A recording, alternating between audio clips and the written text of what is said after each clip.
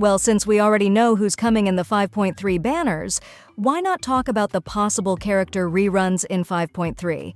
In this video, I'll explain why I think Furina and Wriothesley are the most likely reruns for 5.4 based on patterns, team synergy, and even some developer interviews. Especially for Black Friday, new users can save up to 25% on lootbar.gg.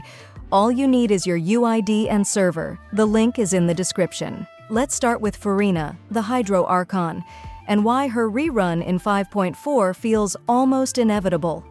If we look at the patterns for Archon banners, there's a clear trend.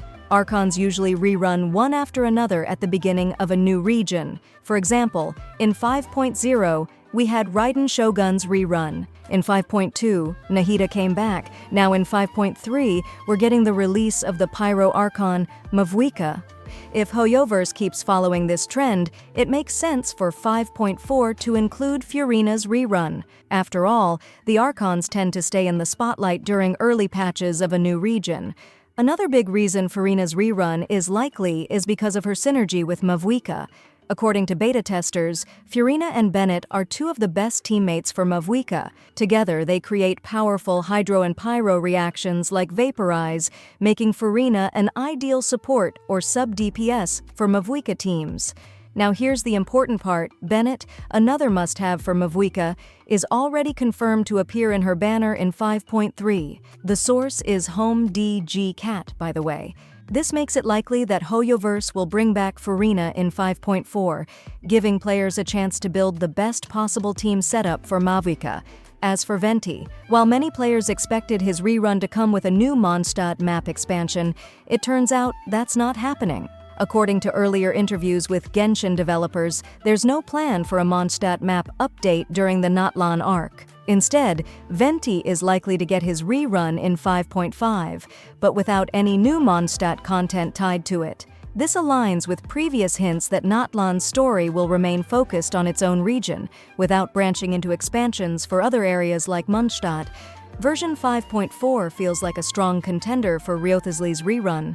By then, it will have been over a year since his initial release, which is unusually long, even for Genshin.